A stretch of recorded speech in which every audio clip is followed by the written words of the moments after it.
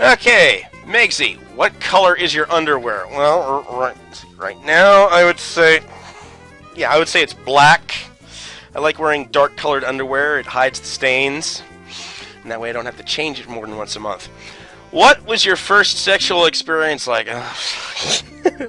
Okay, I've been trying to decide exactly which first sexual experience to talk about, because, you know, the obvious one is, you know, when I lost my virginity. It's a pretty short story. Another possibility is the first time I started masturbating. That's a longer story. And the other possibility is the first wet dream I had, because, you know, that's technically a sexual experience. So, I've decided in answer of this question to go with option 2. First time I jerked off. This is going to be a fun story. I hope you're all ready. Get your fucking popcorn. So, basically, this was at a time... Let's see. My first wet dream was when I was 14. I don't think I started masturbating until possibly the following year. So it might have been 14 or 15 when I started jerking off. Yeah, we had like this illegal cable hookup, which basically allowed us to get all the movie channels we wanted for free. And, you know, being the night owl that I was, staying up late, well, I had my room was in the basement, basically separated from the rest of the house. So I would basically tape these movies off the TV upstairs late at night, and then, you know, have them on tape to watch in my own room, which I had a TV and a VCR and all my video games set up downstairs. But of course, going into it for the first time, I knew enough about it to know that I needed to be prepared to deal with the mess that was going to occur. So I was trying to think of ways of, you know, if I'm going to do this, how am I going to keep from making a mess that's going to take a fucking hour to clean up? And of course, the obvious solution of everyone else's solution of using, you know, Kleenexes or tissues didn't occur to me, because, you know, I didn't think I was going to be gentle enough. I didn't think those tissues were going to be sturdy enough to hold up against the force of my thrusting dick. So right off the bat, that was out of the question. I wasn't going to be able to do something like that. I needed something sturdy yet gentle to catch the mess, so to speak. Looking around, I later came to the realization that a face cloth was a good option, but for my first time, here comes the good part, I was basically just looking around through crap in my room, or in the basement that was readily available to me, and what I found, the temporary option that I came up with, was an old popple that I'd had when I was very young. And here's a picture. Yes. Basically what these things are is they have these pouches in the back that basically you fold underneath them, and they basically roll up into a ball. So I basically just, you know, I didn't bother rolling them up into a ball. I had them the other way, and I basically turned them upside down and fucked the pouch. Yeah, that's pretty much it. You know, I stashed him away where Mom wouldn't find him, and, you know, like I said, I eventually moved on to face cloths, and yeah, that was that. I fucked a popple. Yay.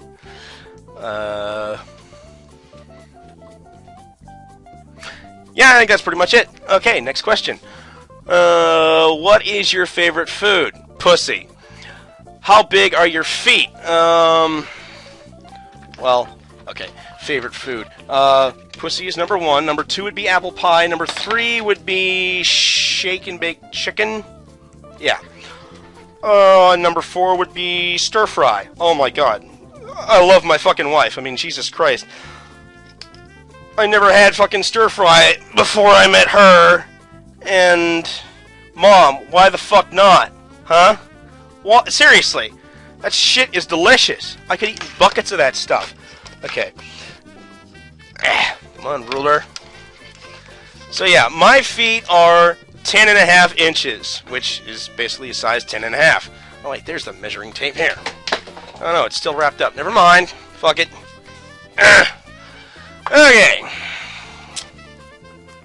How big your feet? There you go. Okay, Invisible Gunslinger number 1. How you doing? What is your favorite webcomic series? Ooh, do I have a favorite? I got ones that update more often than others. Let's have a look here. Two Guys and Guy, Mercworks, Interrobang. Yeah, Interrobang. This guy's got one called I'm My Own Mascot.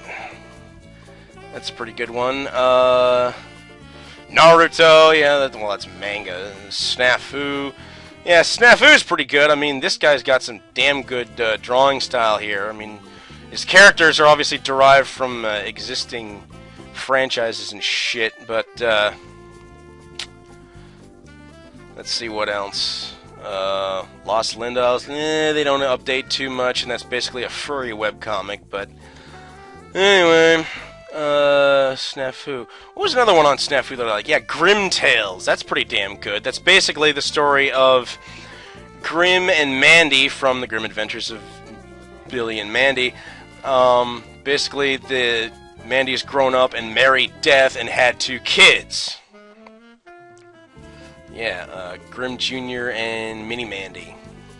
I like that one. They had other ones that have basically stopped updating. So I basically lost interest. Like, I used to read, Control-Alt-Delete. And then the story just went to shit. He actually ended the fucking story with some kind of time travel thing that was horseshit. I guess he just got sick and tired of trying to come up with stories for it and quit. But as for my favorite webcomic series, I would have to go with Grim Tales. I mean, the art style is really good. I mean, that right there is about the quality of drawings that I would like to put out if I did something like that. But I gotta get off my ass and learn how to use Photoshop for drawing. Okay, top 5 movies. Ooh. Okay, number 1. Oh God, can I have a number 1? I'm a Star Trek fan, so Star Trek First Contact is definitely up there. As for the last 2 movies that came out, I would like to slap J.J. Abrams across the face for taking the entire Star Trek lore and basically flushing it down the toilet. You've got a big fucking mess to clean up, buddy, and you better get to it. But number 1, the first movie that comes to mind is Apt Pupil. If you've never seen that, it's based off a novella that was written by Stephen King, where this high school student basically finds out that he finds this old Nazi soldier in hiding, and not like some low-ranking soldier either, like a fucking general from Hitler's army living in his hometown, and he basically starts... He's not really satisfied with the watered-down history in his textbooks, so he basically blackmails this old Nazi in hiding to tell him the real true life story of what the fuck happened in World War II, like with the gassing of the Jews and stuff like that. And it's real. I really like that movie because it's like 2 wolves, you know, taking swipes at each other, trying to get what they can out of each other. It's really good, and it's a good lesson on how to fuck with people. That's probably why I like it so much. Okay,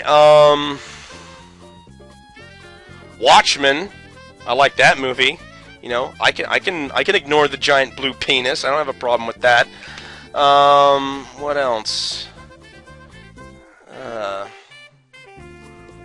I like Megamind. I mean, that's not one of the more famous movies out there, but I like the idea of I like the idea of character changes, like the villain becoming the hero, and the the insignificant nobody becoming a worse villain than the original villain ever was. I mean, Titan was an amazing villain. Even though he was based off of an idiot, he was still a damn good villain. I mean, that to me is what most people would do if they had that kind of power. They would just run amok and take out their frustrations on the rest of the world. What else? Oh yeah, I'm a Star Trek fan, but I also like Star Wars. You know, I can walk that line without hating either side. Yeah, a lot of people aren't going to like this either. I actually like Revenge of the Sith the best out of all those movies. You know, I find that most Star Wars fans tend to be in love with the original trilogy. You know, episodes 4, 5, and 6. Me, not so much. I mean, you look at the scope of Luke Skywalker's power in that series. What's the most he ever did with the Force? He fucking levitated his beam saber back into his hand. Whoop-de-goddamn do. We got friggin' Anakin Skywalker. Oh, and the fucking fight with Yoda. Holy shit, that was awesome. Finally got to see that little bugger hopping around like a friggin' grasshopper, kicking the shit out of people. That was amazing. And you know, just like the scope of the Force powers that were used was a lot more impressive in the new trilogy, I thought. A lot of people like to crap all over it, but you know, I like it. But I think my favorite scene out of the entire Star Wars franchise is in Revenge of the Sith, when Anakin goes to the Opera House with whatever the fuck his name was, the bad guy. Come the fuck on, I can remember this. Darth Sidious? Yeah. He's basically in the Opera House, and Darth Sidious is telling him the story of Darth Plagueis, a guy who could actually prevent people from dying. That conversation right there was like my favorite part of the whole goddamn thing. Just because of the way he told that story. Trying to think what other movies.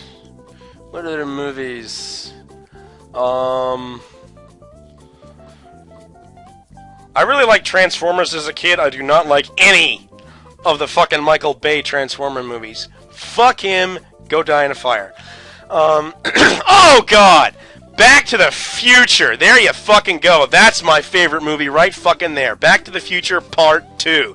That friggin' scene with the chalkboard, that just set the tone for my entire concept of temporal mechanics. I love that fucking movie.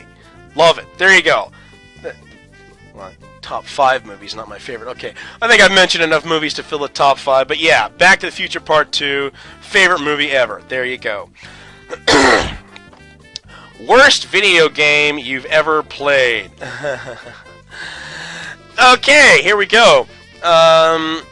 This is a game that none of you are going to have the slightest bit of knowledge of. This is a game for, I think it was the Commodore 64. Let me have a look at this.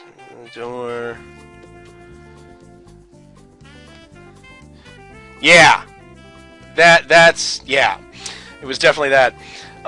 Yeah, this was a game for the Commodore 64. This was basically a big, fat-ass keyboard that you would basically just plug directly into your television set. And to load anything onto this, you actually had to load it from a cassette tape. Okay? That's how primitive computer technology used to be. Excuse me. And this game was kind of like Space Invaders, except that there would only be one. There would only be like one flying saucer going across the screen at a time, and you would basically have like the little tank at the bottom that you would move back and forth and shoot one projectile at a time up at the flying saucer. The thing was, like, I mean, look at your less than symbol and your greater than symbol on your keyboard. Put a square between that. That's what the flying saucer was. 3 little fucking symbols. And the tank was your slash and your backslash with a square in between that. That was your tank, shooting the letter I up at the fucking flying saucer. That's what this fucking game was. And I had to load it onto the computer with a fucking tape deck, and it would take half a fucking hour to load this game. And the best part was that after you shot the first flying saucer, like if you got shot, you know, your tank would explode and burst into flames, by which I mean there would be like a slash, backslash, and slash, and then one of the slashes would basically swap back and forth. That was the graphics for the flaming tank. But the best part about this fucking game was that when you shot the flying saucer, it didn't explode. This game didn't work properly, because when you shot the first flying saucer, it wouldn't explode, it would just be frozen there in the air wherever you shot it, and then without going away, the next flying saucer would start going across the screen. And if you shot the flying saucer that was going across the screen, nothing would happen. You had to shoot the flying saucer that you had paralyzed in order to kill the one that was going across the screen. And when you did that, the paralyzed flying saucer would finally disappear, and the one that was moving would now become paralyzed, and then the next flying saucer would come along, and you'd have to keep shooting the paralyzed flying saucer, because the fucking game didn't work. That, by far, without a fucking doubt, was the worst video game I've ever played. And I'm probably one of only 4 people on the face of the earth that even knows it exists, at least before this conversation. Next, best anime series you've seen to date. Death Note. Fucking love it. I mean, just the mental games that go on in that fucking series are amazing. I mean, the first episode didn't really do anything for me in a big way. I mean, you know, this concept of a book that can kill people just by writing their names in it, that was interesting. But for me, the real hook was the second episode, where he decides what he's going to do with it, and that he's going to wipe out every single bad person on the face of the earth in order to transform the human race into a utopian culture with this heinously evil tool of death. That right there was fucking amazing. And when shit got going between him and Elle, you know, that made things better. But basically, the hook for me was what Light decided to do. What Light decided to do with the Death Note. That right there was the big hook for me, and that's what made me root for him. That's what made me follow the series all the way to the end. And oh god, that final episode, he fucked up so bad. God. But, you know, that's what happens when you come into that kind of power. You get cocky, you think no one can beat you, you actually start believing that you are a god, and sure enough, you get knocked off your fucking high horse. But that laugh at the end, man, when I actually like the English version of his laugh better than the original Japanese version. That guy was fucking creepy as hell. And I know people say there's better anime series out there, but you know what? I fucking love that one. I mean, it didn't have any ridiculously over-the-top Dragon Ball Z type superpowers and sword fights and shit. It was just a guy and a book dealing with cops. I mean, that had more depth for me than a lot of the other anime series and mangas that I read. Best Mario game ever, in your opinion? Oh boy. You know, right off the bat, I tend to think of primarily console games because I steer away from portable systems. But what was it actually called? Here, let me have a look-see.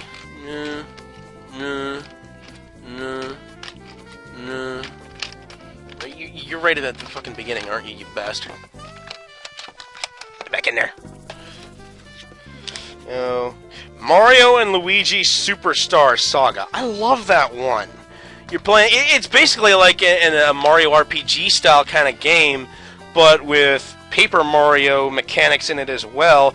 And the best part is, you're playing as Mario and Luigi, man. What the fuck was up with Super Mario RPG not having Luigi? That was such a fucking slap in the face! But no, I like the, I like that Superstar Saga, not just because, you know, Mario and Luigi are finally working together in an RPG-style game, but oh my god, the dialogue in that game. There's this one character who's like an assistant to the head bad guy who's constantly saying, "I have fury," every time you talk to him. He can't speak English properly, but he's fucking hilarious, and I loved it. That definitely puts it up on the list, in my opinion. I like Yoshi's story, like the original, Super Mario World 2, because that fight with Bowser at the end, holy shit! You take this cutesy little Yoshi game about Baby Mario, and then he's fighting fucking Godzilla at the end with this pseudo 3D where you're actually throwing the eggs off into the distance. That was an amazing twist. Holy shit! The hard part for me was actually figuring out how to beat Bowser's first phase, because it took me a while to realize that you're supposed to use the floor against him. But Mario RPG, and then we got Mario 64, and then Mario Sunshine. One thing I liked about Mario Sunshine was that fucking jetpack that actually let you skim across the water indefinitely. Holy fuck, did I ever love that. And the caterpillar fight, awesome.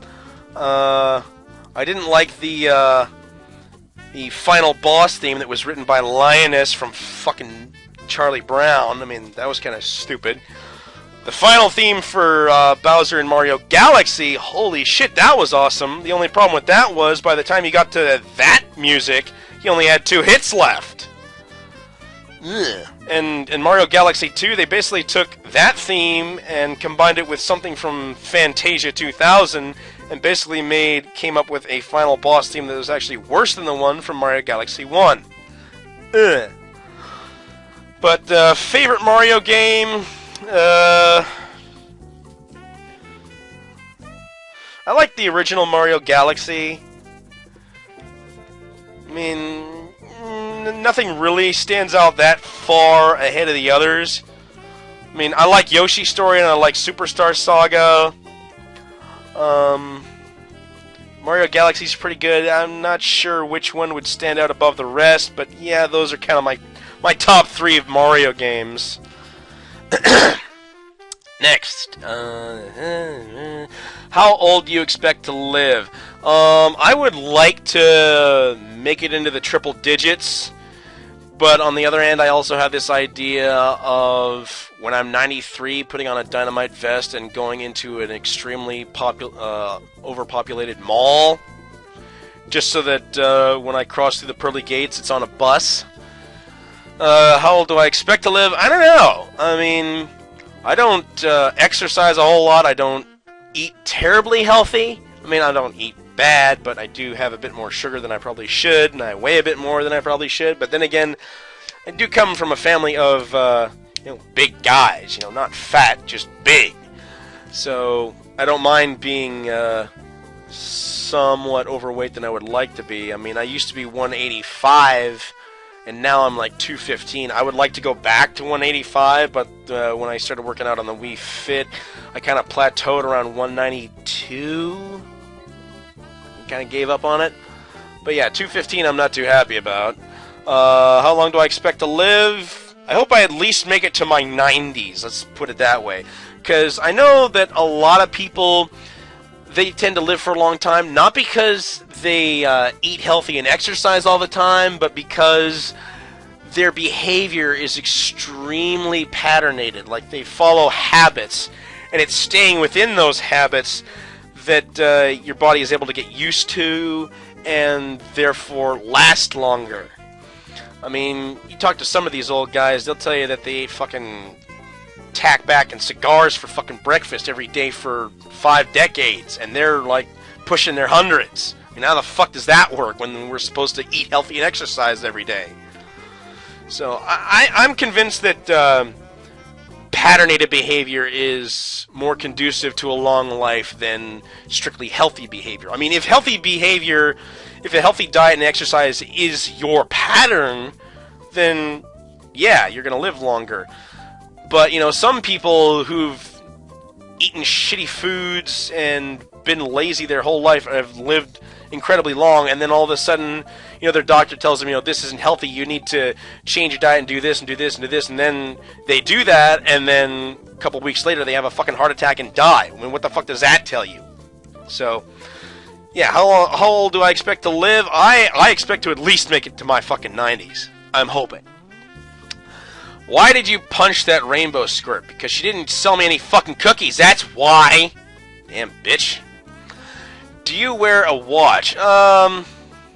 Generally no, but every year there's like this seasonal job that comes up where, it's in a pulp mill, and, everything's concrete and grimy with fucking, lye and paper pulp in the cracks of everywhere. It's a filthy fucking place. There's no clocks anywhere, and you need to know what fucking time it is. So yeah, for that I wear a watch. The rest of the time, no.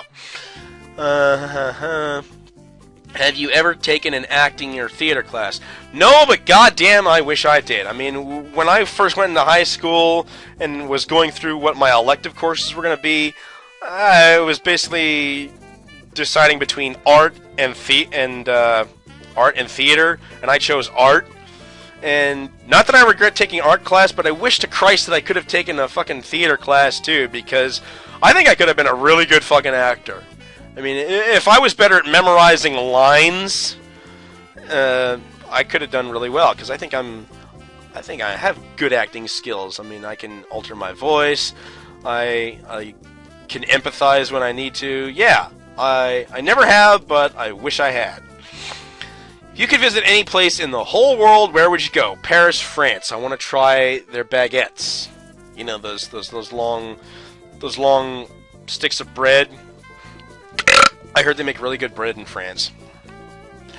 Have you had your wisdom teeth out yet? Yes.